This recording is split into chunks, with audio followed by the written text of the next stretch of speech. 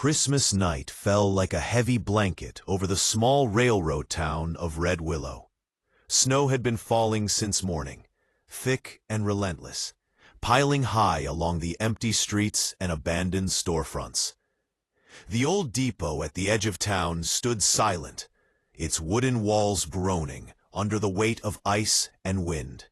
Once it had been the heart of the town, full of voices, laughter, families traveling for the holidays. Now, it was nothing but a cold shadow of memory.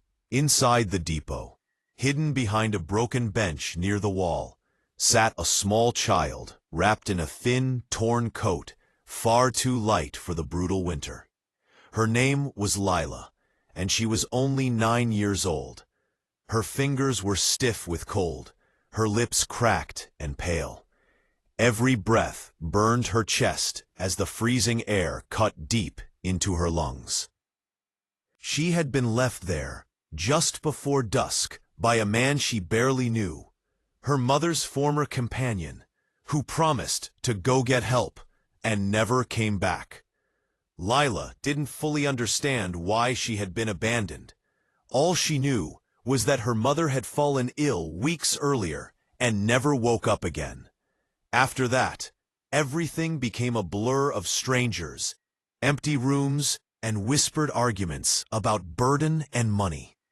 Finally, the man who had taken her in for a short time drove her through the snow and left her at the depot without explanation. She waited for him for hours, believing he would return. By nightfall, hope had almost frozen inside her chest. Outside, the wind howled like a warning siren. The temperature dropped rapidly. The depot had no working heater, no lights, and no one knew she was there. Lila's small body trembled violently. She tried rubbing her hands together, but the feeling in her fingers was fading. Her stomach ached with hunger. She hadn't eaten since the previous morning. She whispered to herself just to hear a human voice. "Mom, I'm cold." Tears froze on her eyelashes as exhaustion pulled at her fragile body. Sleep began to take hold, the dangerous kind that comes right before hypothermia steals everything. The Millionaire rancher on the road. Miles away, a black luxury truck cut through the blizzard on the empty highway. Behind the wheel sat Caleb Hart, a man known across 3 counties as the reclusive Millionaire rancher. He owned thousands of acres of land, hundreds of cattle, and more money than most people in the town could ever dream of. Yet despite his wealth, he lived alone on a vast ranch outside Red Willow. Caleb had no family left. His wife had died years earlier in a tragic accident, and their only child had been stillborn. Since then, Christmas had become just another day to survive. He usually spent it working, avoiding the painful silence of his empty home. That night, however, something unusual stirred in his chest. As he drove past the old depot turnoff, his headlights caught a strange movement near the dark building. At first, he thought it was an animal, but as he slowed down, instinct tightening his grip on the steering wheel, he spotted something smaller. Too small to be a deer or a stray dog. A child. Caleb slammed on the brakes. His heart pounded as he pulled the truck closer to the depot. The storm raged around him as he stepped into the snow, his boots sinking deep with every step. The wind cut into his face like knives, but he pushed forward, guided by something he couldn't explain. Inside the depot, his flashlight beam swept across broken glass, rotting wood, and finally stopped. On the frozen floor, behind the bench, lay Lila.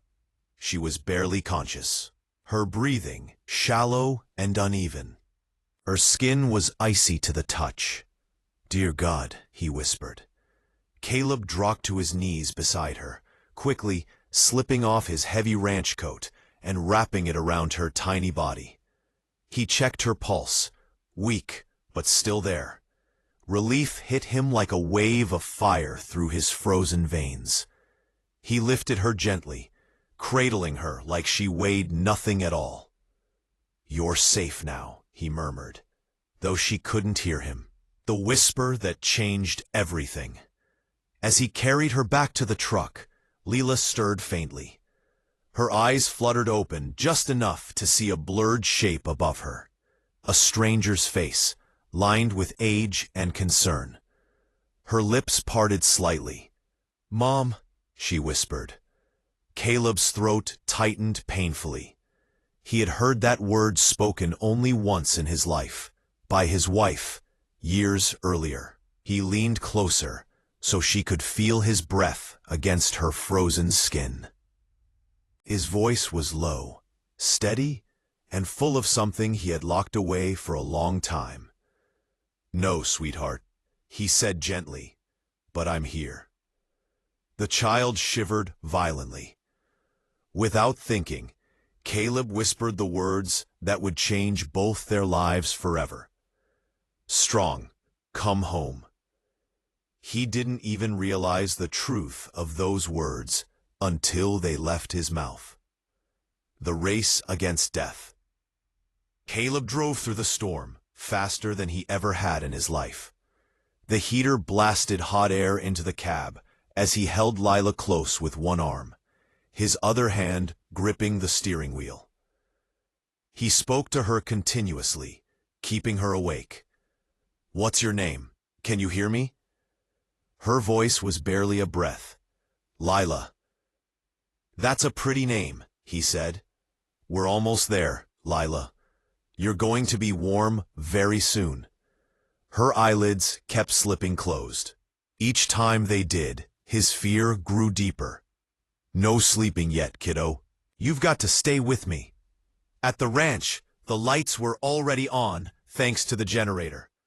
Caleb burst through the front door and rushed her to the fireplace, laying her on a blanket by the roaring fire.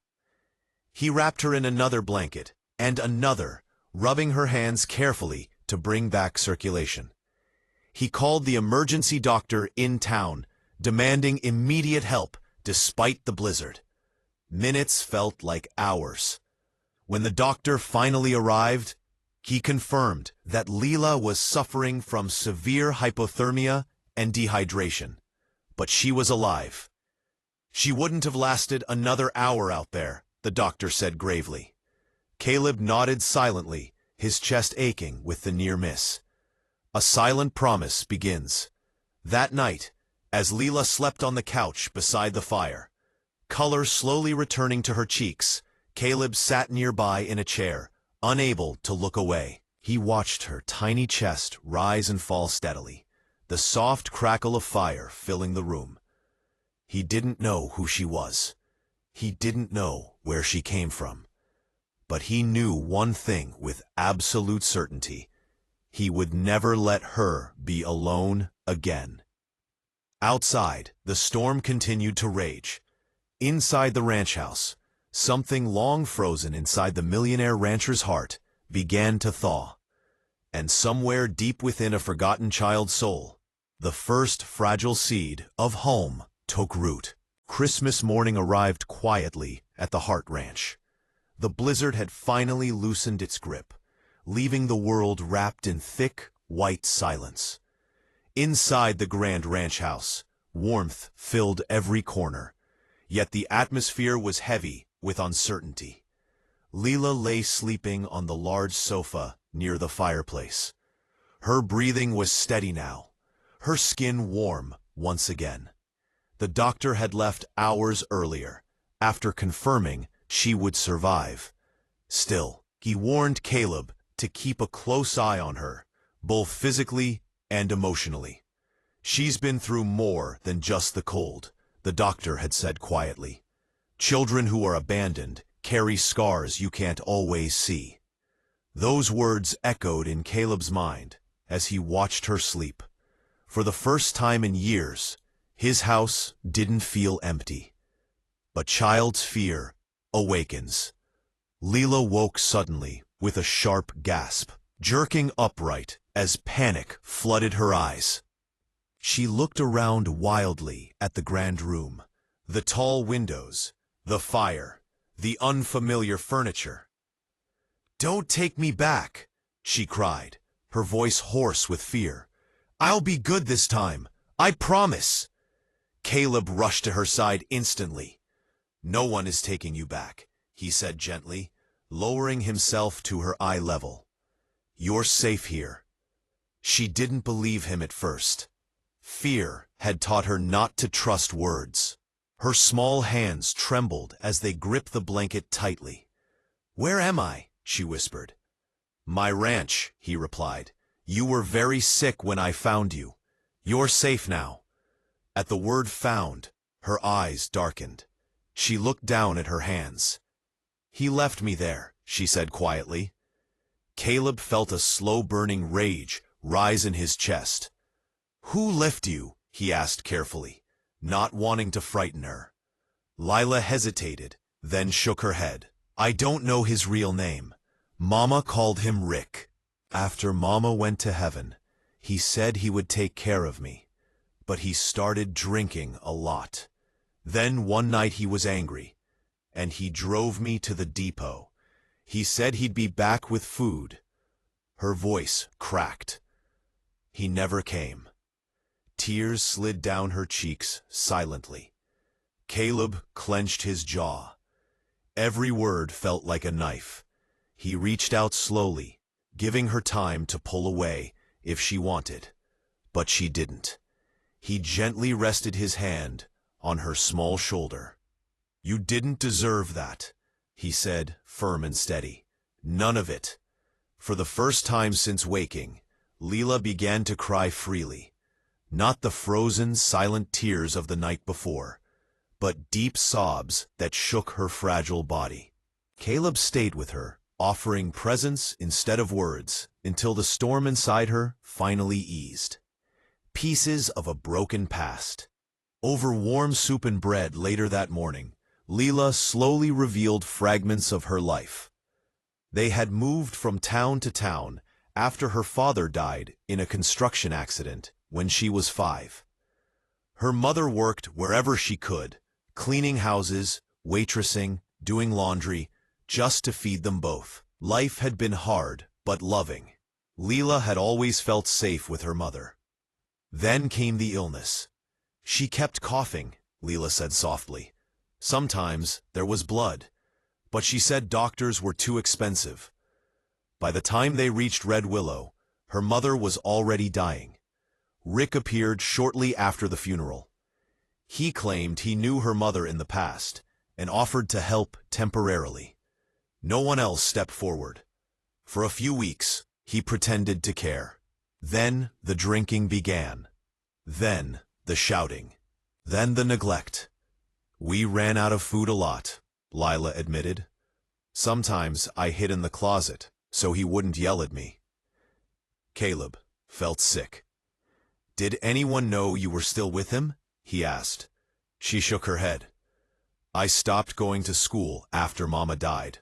Rick said I didn't need it." Each revelation tightened the knot in Caleb's chest. Someone had erased this child from the system without anyone noticing. The town had failed her, but he would not. The shadow of the past returns. That afternoon, while Lila rested upstairs under the care of Caleb's longtime housekeeper, Mrs. Eliza Moore, a knock came at the ranch door. Caleb opened it to find the sheriff of Red Willow, standing in the snow, his hat pulled low against the cold. "We got reports of a missing child," the sheriff said. "Witnesses saw a man dump a girl near the depot last night. Another witness saw your truck there." Caleb nodded calmly. "I found her nearly frozen to death. She's inside." The sheriff studied him carefully. "Do you know who she belongs to?"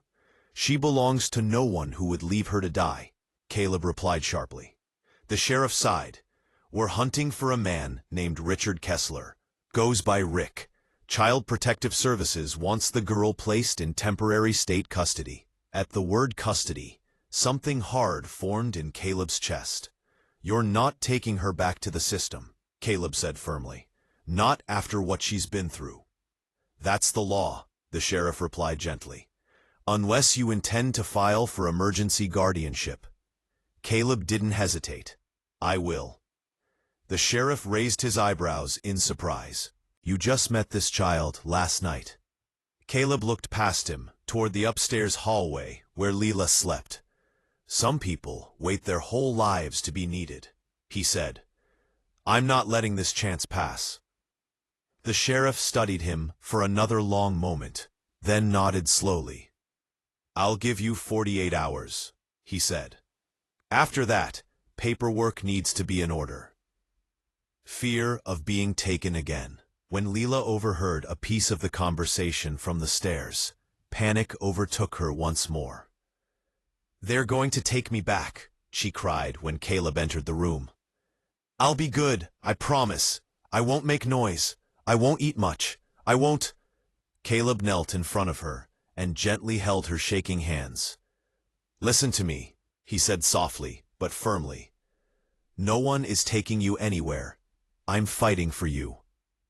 She searched his face for lies, but found only truth. "Why?" she asked in a tiny voice. Caleb didn't answer right away. He thought of his empty home, of the nursery that had never been used, of all the Christmas mornings spent alone. "Because," he said quietly, "God didn't put you in my path last night by accident." For the first time, a fragile hint of hope flickered in Leela's eyes. That night, Caleb began the legal battle for guardianship. Lawyers were called through storm-disturbed phone lines. Emergency paperwork was filed. Every signature carved his decision deeper into reality. He wasn't rescuing her for a night anymore. He was choosing to keep her. Meanwhile, somewhere in the outskirts of town, Rick Kessler watched the ranch lights from behind a bar window. He had heard whispers that the rich rancher had taken the girl, and he was furious, not because he cared about Leela, but because he saw money. A dangerous storm was no longer outside. It was coming for the child. The days after Christmas passed with uneasy calm at the Hart Ranch. Snow glistened under pale winter sunlight, and inside the house, warmth and routine slowly began to form around Lila. She started eating full meals again. Color returned to her cheeks. At night, she no longer cried from nightmares, at least not every night. Caleb watched her closely, careful not to overwhelm her. He learned how she liked her soup, how she hated milk but loved honey in warm tea, how she counted the cracks in the ceiling when she was nervous. He gave her space when she needed it, and protection when she didn't realize she needed it most. Yet beneath that fragile sense of peace, danger moved closer with every passing hour. Caleb's lawyer warned him that Rick Kessler had legal standing as Lila's temporary guardian after her mother's death, no matter how cruelly he had treated her. Without witnesses or physical proof of abandonment, the coming custody fight would be brutal. "What matters most," the lawyer told him, "is keeping him away from her in the meantime." Caleb agreed. What he didn't know was that Rick had already discovered exactly where the child was. The man from the shadows. Rick Kessler had always been a man who lived off other people's weakness. Bitter, addicted, and violent when challenged, he felt no shame for leaving a child to freeze. To him, it had been a problem solved, until he learned who had found her. The moment he heard the name Caleb Hart, his greed awakened. "Millionaire rancher," someone at the bar whispered, "owns half the land in Red Willow." Rick smiled slowly into his glass. Suddenly, Leela wasn't just a burden anymore. She was leverage. The first confrontation. It happened just after sunset, 3 days later. Leela was coloring at the kitchen table while Mrs. Moore cooked dinner. Caleb was in his office, finishing paperwork, when the security alarm chimed softly. A warning of someone approaching the front gate. Moments later, a truck appeared at the end of the long driveway. Caleb's chest tightened. He stepped onto the porch just as the driver's door swung open. Rick climbed out slowly, his posture loose, hands raised in mock surrender. "Well now," Rick called out, his voice carrying across the snowy yard. "Ain't this a fine place you got here, Mr. Hart?"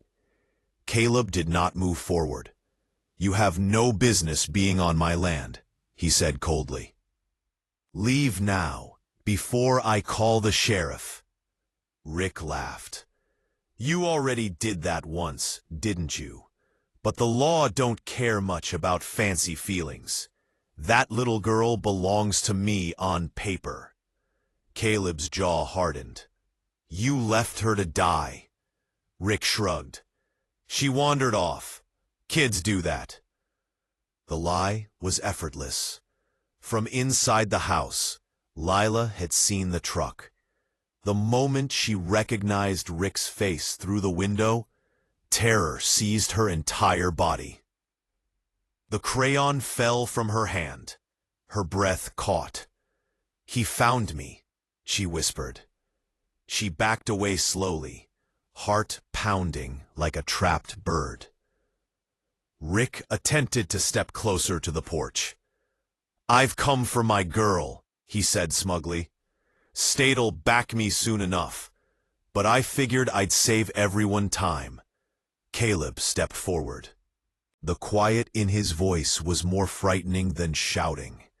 "You take one more step and I will end your ability to walk away from this." Rick studied him, sensing the danger now. "You rich folks think you own everything," he sneered.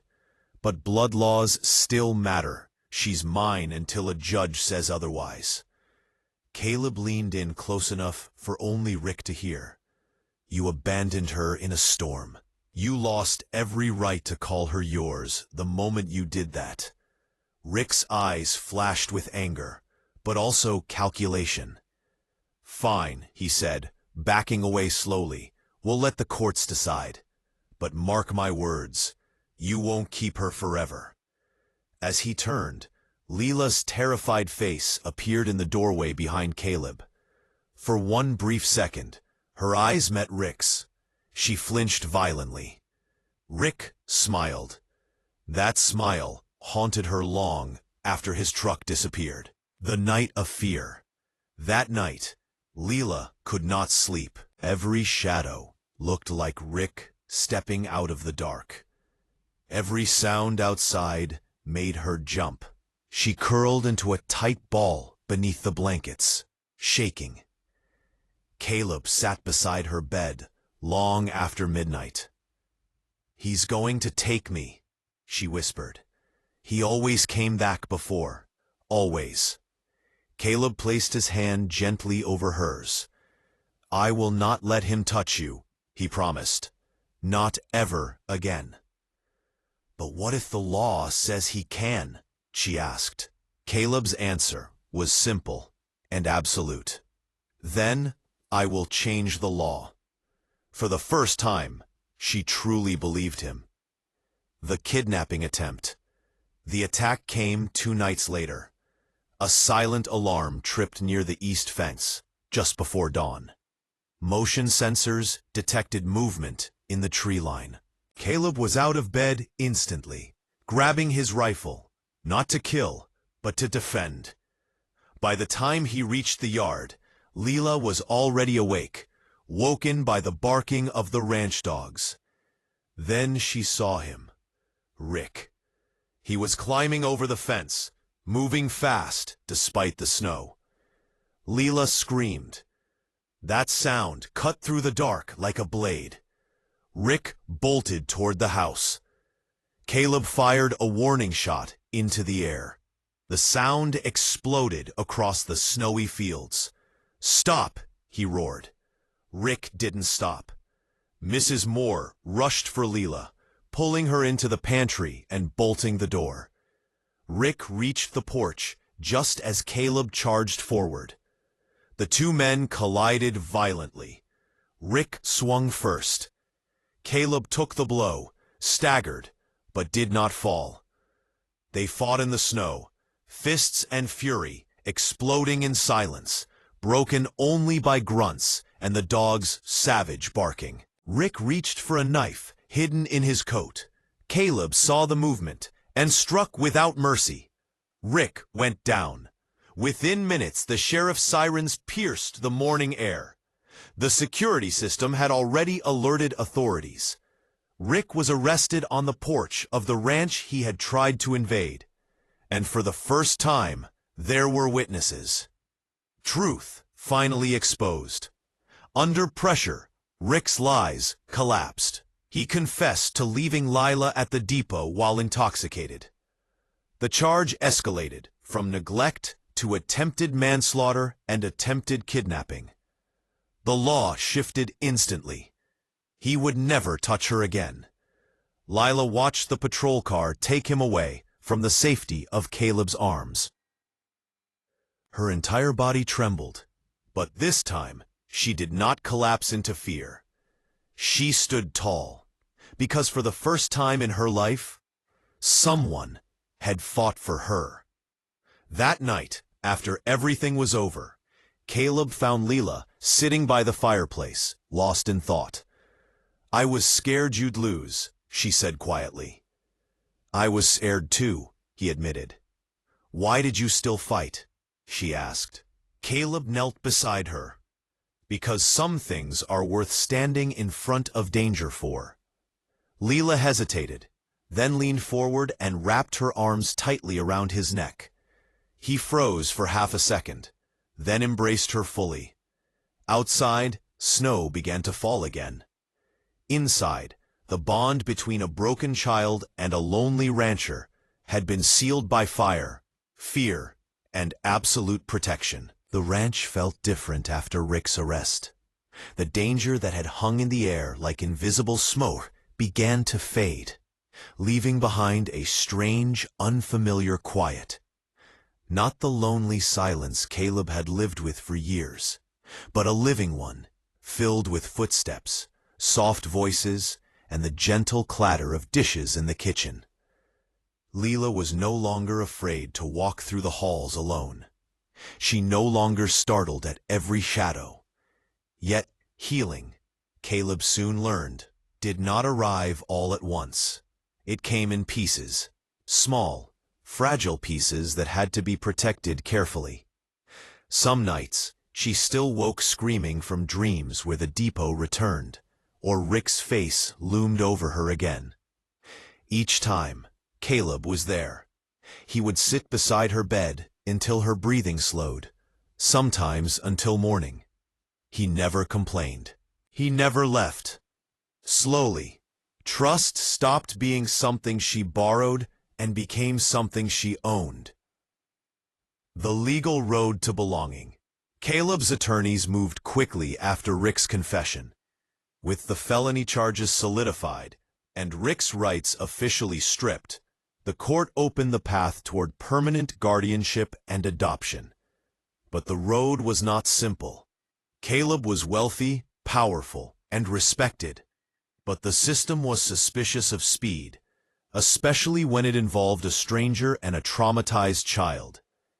Psych evaluations were ordered. Home inspections followed. Social workers came weekly. At first, Lila was terrified of them. "They're here to take me away," she whispered the first time Child Protective Services arrived. Caleb knelt in front of her. "They're here to make sure I'm good enough for you," he assured her. That answer changed everything. From that day on, she faced every interview, not with fear, but with determination. She wanted them to see that she belonged here. And so did he. /H3, learning how to be a father. Caleb had never raised a child. He had raised cattle, broken horses, managed hundreds of workers, but this was different. This required patience instead of strength, listening instead of commanding. He made mistakes. He once forgot to pick her up from school on the first day she went back. Leela waited on the steps alone for nearly an hour before he rushed in panic through the gates. When he appeared, she did not cry. She simply said softly, "I thought you forgot me, like the others did." Those words cut deeper than any blade. That night, Caleb sat beside her bed longer than usual. "I will forget many things in my life," he said quietly, "but I will never forget you again." After that, he began carrying her school schedule in his wallet, right next to his ranch deed. A home that begins to breathe. Mrs. Moore, who had served the Hart family for decades, became something like a grandmother to Lila. She taught her how to bake bread and knit scarves. Lila followed her everywhere, asking questions endlessly, absorbing normal life one gentle moment at a time. The ranch workers noticed the change too. Caleb, once cold and distant, now left work early to attend school plays. He learned how to help with homework at the kitchen table. He listened to stories about playground drama with serious attention. At night, laughter occasionally echoed through halls that had once known only silence. For the first time since his wife's death, Caleb felt the ranch become a home again. The enemy from Caleb's past. But peace never lasts long without cost. One afternoon, Caleb was summoned to town for a business emergency. The bank had flagged unusual legal activity connected to one of his rival landowners, Marcus Vale, a man who had tried for years to seize portions of the Hart Ranch through failed lawsuits and intimidation. Marcus now had a new opportunity. If he could prove Caleb unfit for guardianship, he could dismantle everything. Marcus dug into Caleb's past with ruthless precision. He unearthed old articles about Caleb's emotional collapse after his wife's death. He bribed former workers to exaggerate his isolation and temper. He fabricated stories of instability and danger. Soon, whispers reached Child Protective Services. The investigation deepened. Leela overhears the truth.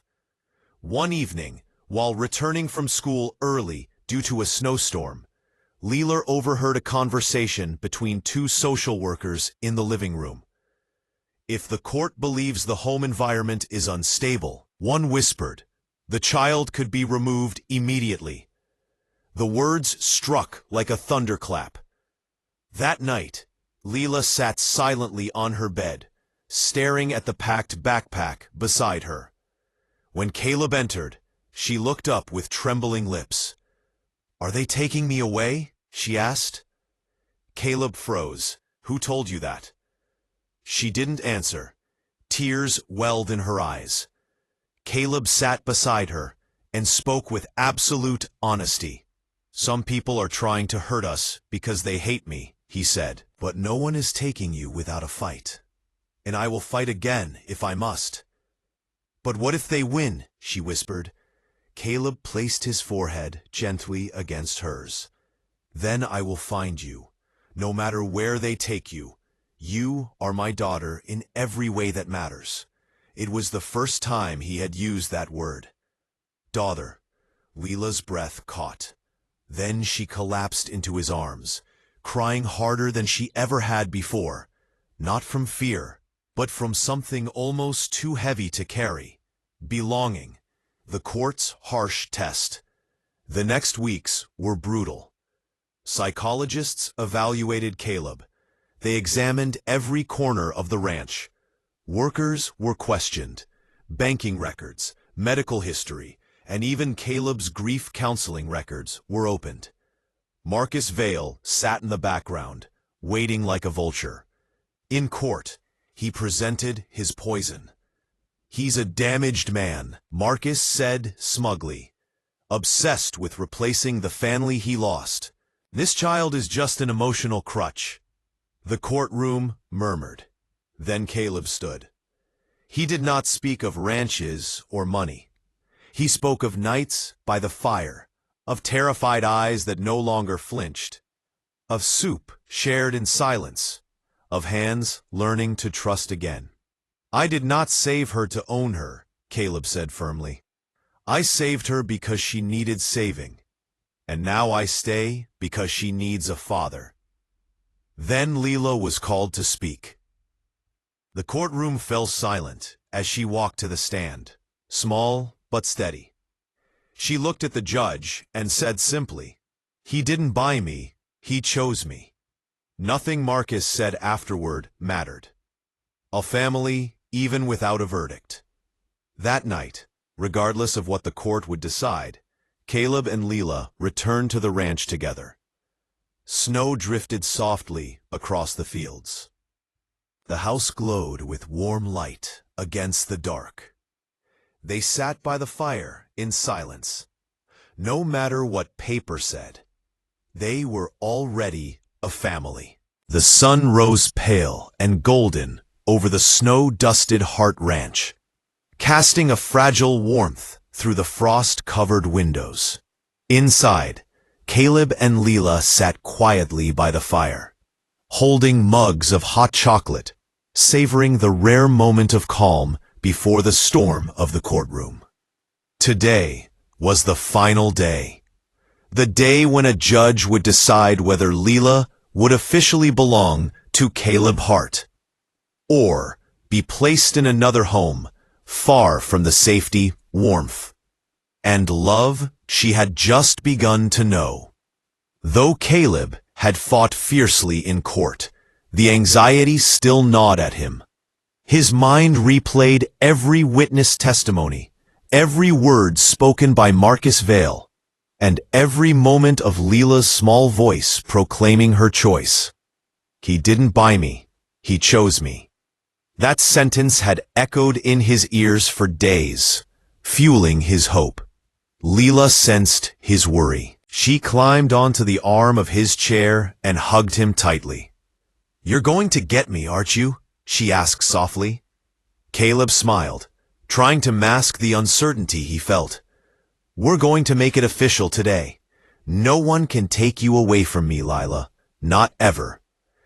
She smiled, a small, hopeful curve of her lips. For the first time, she truly felt safe enough to believe him. The courthouse in Red Willow was packed. Local townspeople, curious reporters, and a few ranch hands from Caleb's estate had gathered, whispering about the Millionaire's fight for the girl who had once been abandoned. Marcus Vale sat smugly at the plaintiff's table, confident in the chaos his slander and fabricated claims had caused. Beside him, a social worker shuffled papers nervously, glancing at Lila's folded file. When Caleb entered the courtroom with Lila at his side, all eyes turned. There was something undeniably powerful about the sight. A man, wealthy but vulnerable, holding the hand of a child who had suffered unimaginable neglect, yet who now glowed with resilience. The judge, a stern but fair woman, called the court to order. "We will hear final statements regarding the guardianship and potential adoption of the minor, Leela Kessler." Marcus rose first, voice sharp and cold. He detailed Caleb's past tragedies, questioned his ability to care for a child emotionally, and claimed that Leela might be safer in a state home or with a foster family. He smirked as he referenced every negative detail he could dig up. Then it was Caleb's turn. His voice was calm but unwavering. He spoke not of money, not of reputation, but of moments that mattered. The night he found her frozen at the depot. The night spent keeping her warm by the fire. The first time she spoke, finally believing she was safe. Caleb looked directly at the judge. "This child does not need riches. She does not need power. She needs stability, love, and someone who will never abandon her again. I may have lost a family once, but too many times. It will lead you to this, but I have learned what it means to protect one. I will spend every moment of my life ensuring she never feels fear like that again." Then, with the judge's permission, Lila spoke. She stepped forward with courage, small hands clenched tightly. "Your Honor, I want to stay with Mr. Hart. He saved me. He's my family. Please don't make me go anywhere else." The courtroom fell silent. Even Marcus's smirk faltered. No one could argue against a child's voice that carried truth, fear, and love all at once. The judge's decision. After a tense half-hour, the judge returned from chambers. The air in the courtroom was thick with anticipation. Caleb knelt slightly beside Lila, squeezing her hand, his heart pounding. The judge spoke with measured authority.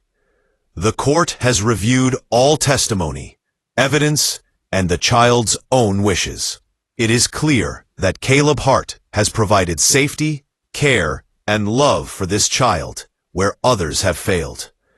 The bond between the guardian and the child is undeniable. It's shifted uncomfortably in his seat. It is the judgment of this court that Lila Kessler shall remain in the custody of Caleb Hart. Furthermore, Caleb Hart is granted full guardianship with the option to file for permanent adoption. This decision is in the best interest of the child." The words hung in the air like the lifting of a long, heavy storm. Lila's eyes widened. Tears streamed freely down her cheeks. She turned to Caleb and whispered, her voice choked with emotion, "Come home, forever." Caleb pulled her into his arms. For the first time in years, he felt complete. Not because of wealth, status, or reputation, but because he had finally found the family he thought he would never have. Home at last. Back at the ranch, snow continued to fall in gentle layers. Inside, the house was alive with warmth and laughter.